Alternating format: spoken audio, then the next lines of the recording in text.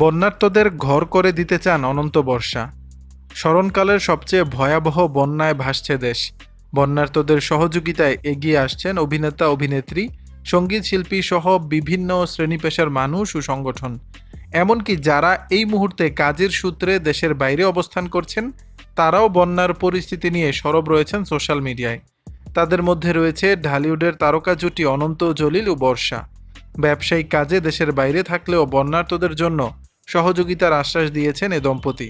পাশাপাশি রোববার সচিবালয় ঘেরাও করে আনসার বাহিনীর আন্দোলনের ঘটনা নিয়েও নিন্দা জানিয়েছেন অনন্ত। সোমবার সকালে এক ফেসবুক পোস্টে অনন্ত জলিল লিখেন, যেখানে বন্যার কবলে পড়ে অসহায় মানুষের ক্ষুধার্ত ও ঘরবাড়ি ছাড়া এবং তাদের সমস্ত কিছু ভেসে গেছে, আর তখন আমরা তাদের পাশে না দাঁড়িয়ে আন্দোলন করে আমাদের দাবি আদায়ের চেষ্টা করছি, এটা কোনো বিবেকবান মানুষের কাছে গ্রহণযোগ্য নয়। আসুন আমরা সবাই সবকিছু ভুলে গিয়ে অসহায় মানুষদের পাশে দাঁড়িয়ে মানুষ হিসেবে নিজেকে পরিচয় দেই। অসহায় মানুষদেরকে সাহায্যকারীকে আল্লাহ পছন্দ করেন।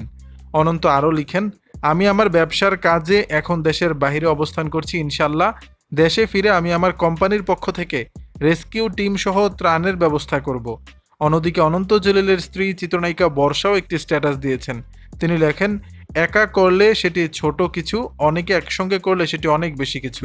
তিনি আরও লেখেন, ইনশাল্লাহ দেশে এসে আমি হোক একটা বা দুইটা বা তিনটা তাদের হারিয়ে যাওয়া ঘর করে দিতে চাই। দর্শক, বিষয়টি নিয়ে আপনাদের মতামত জানাবেন নিচের কমেন্ট বক্সে।